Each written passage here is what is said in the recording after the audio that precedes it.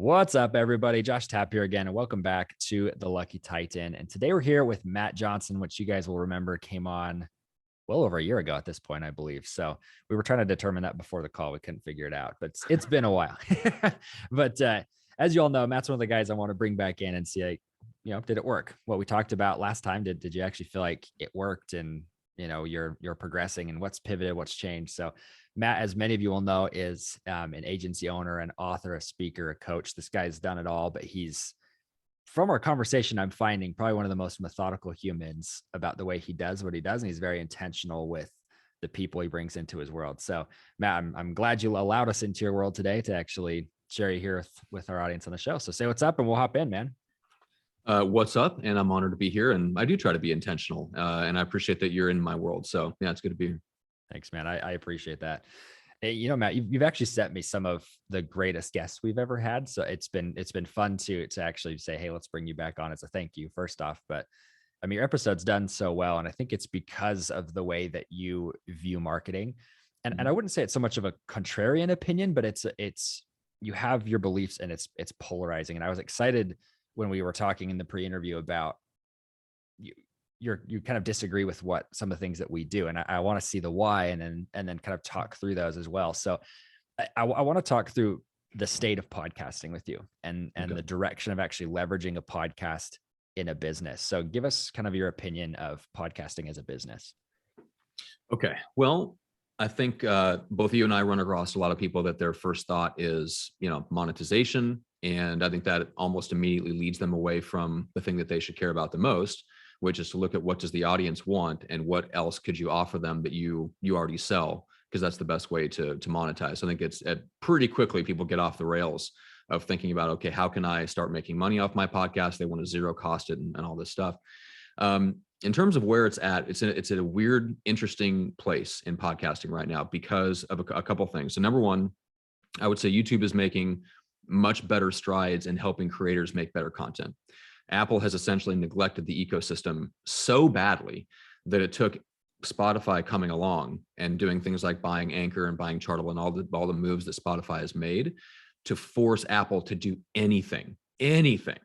And they immediately went into something that I think is stupid for most business entrepreneurs and influencers, which is that Apple comes out with like paid subscriptions. Like, oh, for God's sake. Okay, great. So now I got another thing that I got to talk my clients out of trying. Okay, don't lock your sales letter behind a paywall. Like you don't, like if you sent a direct response marketing letter, would you make them pay to open it? Like, no, your podcast is like your best sales message for what you sell. Don't lock it behind a paywall. So Apple is doing, they're trying to play catch up, but they've done a pretty poor job of helping creators make better content. And so I think some of the best lessons for what will work are actually found in watching what YouTube creators are doing and then bringing those lessons over to the podcast world because of how bad Apple has been. So we've got that going on. We have I would say the rise and fall of social media as we knew it, as we were promised it. When Crush It came out, I think that was 2009, and then the Grant Cardone's book 10X came out in 2011. So we're talking about 10 years ago. Those methods work, at least they did. Unfortunately, the algorithms have caught up to that, and they've realized that, hey, surprise, surprise, people don't like business content as much as they love kitten videos. Right. So we're going to boost the cat videos at the expense of all the other stuff. And we're going to devalue the business stuff, even if people subscribed and theoretically they're there because they actually want your business content. Do you know who Jaron Lanier is? Like the Silicon Valley futurist, virtual reality philosopher. Yeah. Super interesting guy. Anyway. So I did an episode of MicroFamous on I think the title was something like why social media has changed so drastically just in the last couple of years. And I played this clip of Jaron Lanier, and the point of what he was saying was that the algorithms have become so optimized for extremely fast rising responses. And guess which emotional response is the fastest rising? Negative, which is why negative, polarizing, hate-inducing political content gets spread like wildfire from both sides, on platforms like Facebook. that puts all of us that are making business content at a disadvantage. I mean, how much business content generates fast rising negative emotions? Like it's Right. really hard to do. It doesn't come easy. And even if you could do it, do you want fast rising negative emotions Right. associated with your offer? Probably not. Yeah. So social media has really put us in a position where the original promise to us just isn't valid anymore. The original promise was, hey, if you put out compelling content that people in your market care about, here's this platform that's going to spread that content way beyond who you can reach personally, thousands and thousands, maybe millions of people for essentially zero cost. To me, that promise is done. If you talk to entrepreneurs today, when they tell you about the content that gets the most engagement, it's never anything with business. It's they took their dog to the dog park. It's like, okay, great. That doesn't help sell your offer. If 10,000 people see the Instagram reel you did about taking your dog to the dog park, and then when you try to put something out that asks you to hire them, that gets 100 views, then guess what? Your offer only got seen by 100 people. So the 10,000 people who seen the video of you walking your dog to the park didn't matter. So that's kind of where we're at. And it's bleeding over into podcasting because a lot of time, like years ago, it worked to promote podcasts on social media. It just doesn't work the same way as it did. So we're in a position. Where does that leave us net when all that stuff is taken into consideration? Well, you get back to the fundamentals of marketing. Who's your person? What message do they care about? What niches are exploding right now? What ideas in the culture are exploding? And find a wave in the culture that you can ride. So it goes back to Al Reese stuff from the 80s, the 22 immutable laws of marketing. Like, I don't think of myself as a contrarian. I think of myself as just someone that was grounded in a view of marketing that temporarily got sidetracked by all the obsession on social media. So anyway, that's my long-winded answer where we're at. Well, I love it. And I want to pick that apart because I mean, I'm going to go back to where you said, use YouTube, like mirror what the creators on YouTube are doing. I'm curious about that because most people in the podcasting space right now are like, oh, I should start having a vodcast, right? I should have a video podcast. Mhm. I personally don't see that working with any of our clients, first off, but secondarily, I don't see it working simply because nobody goes to YouTube to watch business interviews, right? Right. Not anymore.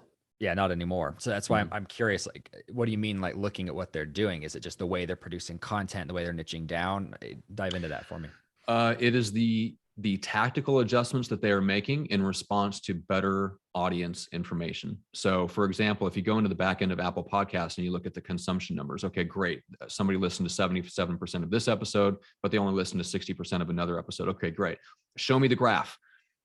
I want to see the graph. Where did I lose them? And Apple doesn't give you that. YouTube does. Right. So then you've got things like YouTube is starting to cut out, they're cutting out outros. They're cutting out the intro stingers, like all these things like, hey, just get into the content and get out of it quickly. Podcasting hasn't really caught up to that yet. We're Right. still doing, long intros, long outros. And,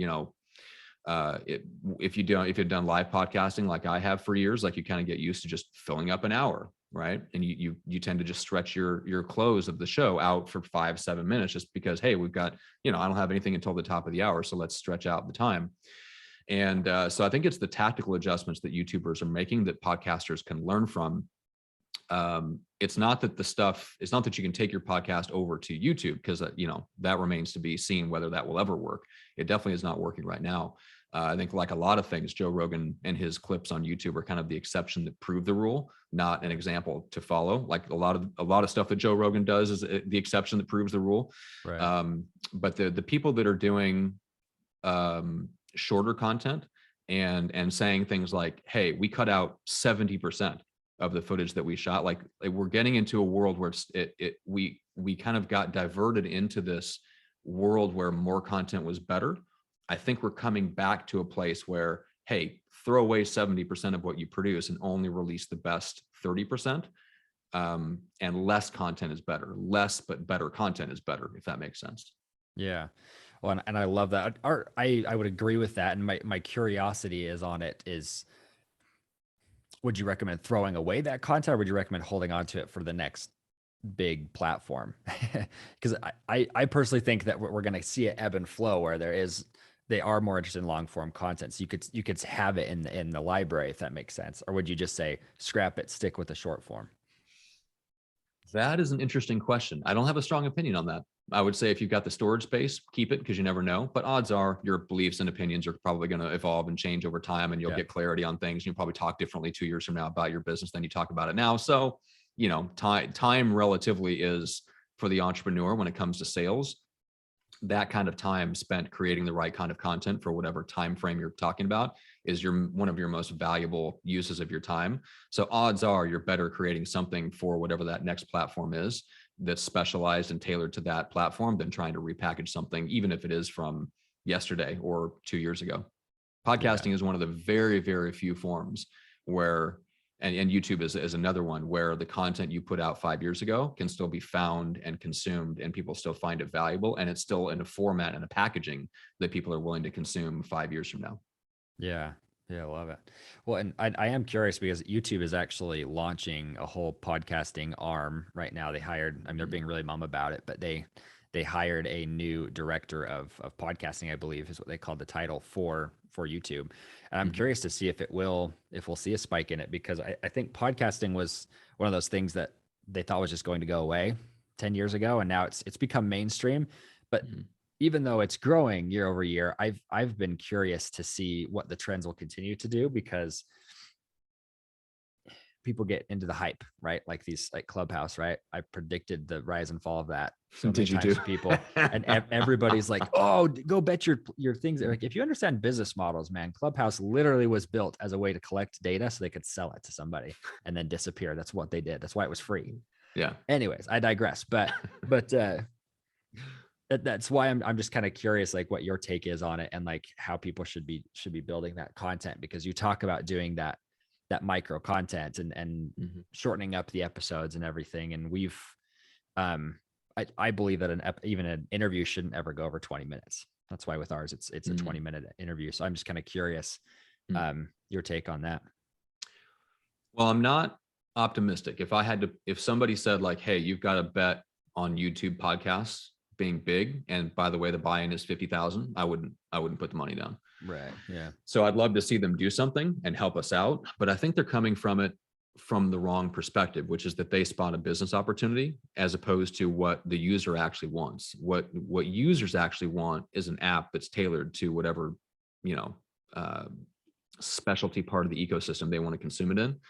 Right. Like I have YouTube Music on my phone. It's the third app in a row that I go to. I go to, Amazon Music first because that's my preferred music player. Then I'll go to Spotify. Then if I can't find what I want on either of those two platforms, I go, oh yeah, I've got YouTube Music, and I'll just find it on there. So if YouTube podcast ends up being something like that, it's not going to move the market. It's not going to make a difference. Like everything, again, it goes back to fundamentals. Who is the number one in the category?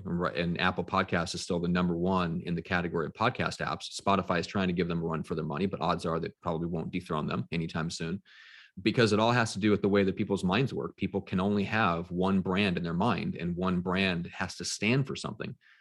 Spotify is trying to go from standing for music to standing for audio.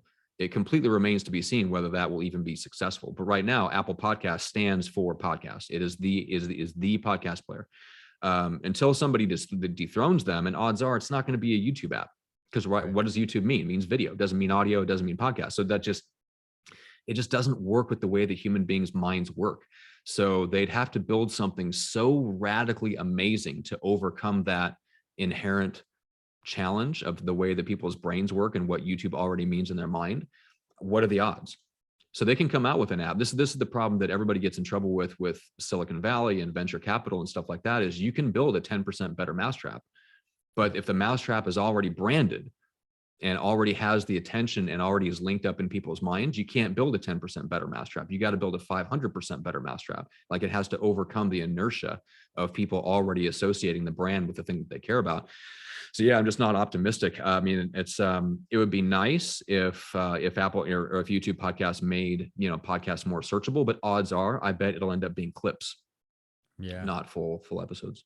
I'd believe that too. And I love your opinion on this, because you've put it into words better than I could have, but I just love that you're saying, don't ride the bandwagons, right? Or the hypey bandwagons, because if somebody's telling you, hey, you need to get on this train before it leaves, they're wrong. Right. And even the whales, right? Because it's like, if you don't already have an audience, it doesn't matter which train you're on, it's going nowhere. Right. And it's building that audience of people that actually care about you. And that's why the whales like Gary Vee and Russell Brunson, these people who can go out and say, you need to be on Clubhouse, it's simply because they know they can gain more of your attention in that place. But somebody That is true. starting new isn't going to be able to ride Clubhouse to millions and millions of dollars, right? No, especially not by the time it crashed and burned. Exactly. Warren Buffett said the hardest thing for just about anyone to do is to stand while the rest of the crowd is running towards the edge of a cliff. Yeah. And that's what it felt like with Clubhouse, because I knew a bunch of people in podcasting. They were going, "Hey, this is the next wave. You better get on it. Better get on it. Better get on it." I'm like, I jumped on and I tried it. And I'm like, I don't think this is going anywhere. And you had that same feeling. Yeah. You were looking at the business model. I was looking at just the interaction part and looking at who was excited about it, which was all the extroverted people who get shiny object syndrome. And I watched them get excited about it. And then next thing I know, they get less and less excited about it. I'm like, it's already come and gone. Right. The hard part about not jumping on the bandwagons is you have to operate from a set of basic principles, because the next bandwagon might actually be the next new giant wave. It might be. You don't necessarily know, which is why you have to have a good foundation of principles and just understanding how marketing works and how business works and things like that, to understand, hey, when this wave comes on, hey, I think there might be something to this, as opposed to, hey, I think this is going to burn out in a few months. Clubhouse is one of those things where we both looked at it and went, okay, I think we think this is going to burn out in a few months. And we were right. The next thing that comes along may look like that at first, but when we look at it deeper, we go, wait a minute, there's some fundamental stuff here that actually has traction. And maybe I do need to get on this. So it's not about not jumping on every bandwagon. It's about having basic principles that you work from so you can understand the way the world works better. So that when a wave comes along, you can discern the ones that are, I guess, long lasting or have big long-term potential. Like both of us are paying attention to crypto because once you learn about it, you realize, wait a minute, this is not a flash in the pan thing. This is something that's going to legitimately change how the world works. And I do want to get on board and I do want to learn about it. So I'm all in on learning new stuff. But when you do learn about it, if you have that basic set of principles, you'll be able to spot the fads that will pass from the trends that will stay. And you'll be able to judge it hopefully a lot better and quicker. So the question I would have for you then is do you feel like it's something that needs to be a personal education, or are there specific people that you could follow and trust their opinions? That is a great question. There's a few people that I genuinely trust that are deep thinkers and very principled thinkers. So I have found a set of people that I pay attention to. I've tried to absorb as much of those first principles as possible so that I can do the thinking on my own. Right. But if that's not your jam, then yeah, find the people to pay attention to. I pay attention to Perry Marshall, Richard Koch, who wrote the 80-20 principle. He wrote the STAR principle, Simplify. Those are amazing books that really get at the heart of what makes a business succeed and not. Al Ries, which we talked about, the 22 Immutable Laws of Marketing, and all of his other books are amazing. Guys like that, they are fascinated, like intensely fascinated by the way that things fit together, and things have to fit together. And so they do the deep mental work to figure out how things fit together. And then they're able to explain it with their books in a way that makes sense to all the rest of us, right? Who didn't do all the deep thinking. But anyway, yeah, once you get a foundation of people that you trust and pay attention to, then when they say something and you're like, that doesn't sound right. I wouldn't have thought that. They have an opinion that's different from mine. Dig into it and find out why. Because odds are maybe they know something you don't. Maybe they have a better principle, a better model, a better way of looking at the world. Like Warren Buffett looks at investing differently than most people look at investing. So he gets different results. So yeah, and it's not because he does a better job of keeping up on the stock market. It's not because he has CNBC on all day. It's because he operates from a different set of principles and different models that are different from what other investors believe in. So it's finding those people and then trying to absorb as much of it as you can. Yeah. And I would agree with that. I think it's so interesting to see, because a lot of people you think you can trust how do you phrase this? I mean, when you're following somebody on social media, for example, or you're in this huge community of somebody, they're going to say one thing, but most of the time, if you go talk to them behind closed curtains and you meet them individually, that's why I love podcasting, is a lot of times it's not that they were lying to the masses, they were trying to tailor it to a general audience. But when you actually talk to them individually, they're like, in your situation, I would not follow what I said at all. I would do this. Right. And that's why, to me, I don't really love following and like taking any real advice from people, even listening to podcasts a lot of times, because I don't go take and make business changes from what I hear on a podcast. I go and ask a coach or somebody who I trust their opinion and say, would this change that this person recommended fit within what I'm doing? Right. Yeah. Well, it's definitely good to have like a board of directors. We all kind of need that, you know. So yes, I would agree with that. Um, it's interesting. I heard Gary Vee interviewed, or somebody asked him one time, he's like, "Hey, I'm a financial advisor. Should I be jumping on Snapchat?" I think was the big thing at the time. He's like, "Honestly, no, you should be doing podcasting and LinkedIn." I'm like, okay, great. So at least he told the guy the truth. I'm happy he told Right. the guy he gave good advice. Like Gary Vee gave good advice. Yeah. And you're exactly right. What they tell people for a general audience is, like we talked about before we hit record, it's sell them what they want and then give them what they need. And some people are really okay with that, to the point where they do so much selling what people want that they kind of maybe eventually get around to giving them what they need. And then Right. some people try to give people what they need in the sales process and don't sell anything. Like those are the two extreme ends of that spectrum. You have to decide for yourself where you fit along that spectrum and what you're comfortable with. But the principle is the same. People buy what they want and not what they need, not what they should do. Somebody said, one of my clients told me about this. If people come away from hearing your offer or reading your sales page or your website and they go, "I should do that," should is the kiss of death. Right. Like if they say to themselves, "I should do that," you've already lost. They should come away with it going, "Where do I sign up?" You know. So we all have to try to get closer to that, because it's really tempting in this day and age of like going after your passion and everybody wants to make an impact and all this stuff, to try to sell people what they need and what they should do. People don't want to buy what they should do. Right. You know. Yeah. And in business content in particular, I mean, I love that analogy first off, but in business content, when you're doing B2B in particular, the shoulds will never buy, right? No. So I love that. Cause like I knew for us when we were starting to sell our service, we were coming at it from a should model of a Gary Really. Vee model. Like, this is what Gary Vee does. You should probably do this. Right. Right. Yeah. And it didn't hit, right? It was like, well, Hmm. they want to be famous. That's what they Hmm. want. So let's just Yeah. sell them fame. And then we'll show them, oh, by the way, being really famous is a small group of people who actually care about you and actually are going to listen to you, right?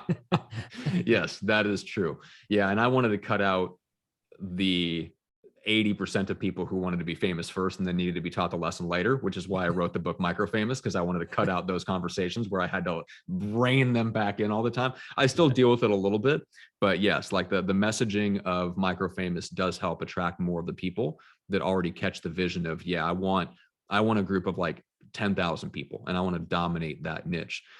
So yeah, like in the way that you present and position yourself, you can kind of attract the right people, still sell the right people what they want and then give them what they need.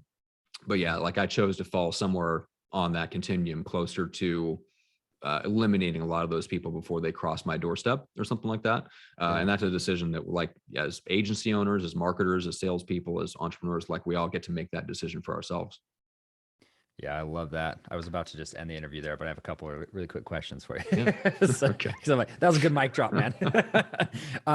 So I want to ask you, man. So first off, where should people reach out to you, man? I know you have the MicroFamous, MicroFamous, right? Is your podcast and your book, pretty much everything's Yep. on there. Yeah. Yep. So I would say go to getmicrofamous.com, because that's the best way just to get into the email list and get into my world. I write about this stuff. This is the stuff that the conversations that we're having is the stuff that I obsess about all day, every day, like this kind of deep thinking, long-term thinking, first principles kind of marketing.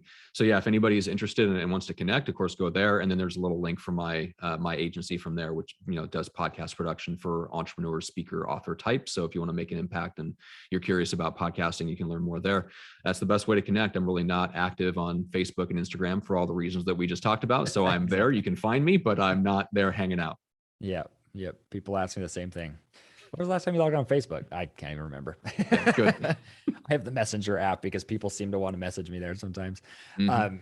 So yeah, I have about 50 other questions. You've answered some really great questions today, but I want to ask you, like, if you were to look at an entrepreneur who's doing 500,000 to $1 million a year, and they're trying to decide, do I pivot or do I scale? What would be your recommendation from an overarching perspective? Mm.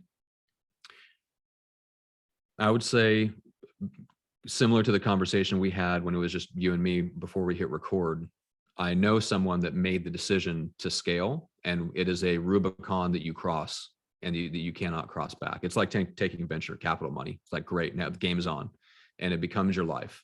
So if you're like me and freedom is your number one value, or maybe family or legacy is your number one value, odds are scaling as at best a short-term sacrifice to get a big paycheck exit. And if you're a serial entrepreneur in the true sense of the word, then go do that. But most people aren't true serial entrepreneurs, right? They're not the person that wants to build something as big as possible and then sell it off, exit, and go start from scratch and do it over again. That is a particular type of person. If that's not you, I would say if you're already making 500 to $1 million, start investing your money wisely. Keep doing what you're doing. Take on the clients that you love. Focus on your lifestyle. Focus on reducing your working hours. Like Josh, you know, are both in that kind of phase of just focusing on lifestyle. Because I've talked to a whole bunch of people that scaled up, and most of them are like, honestly, like, I like your business. Your business sounds way better.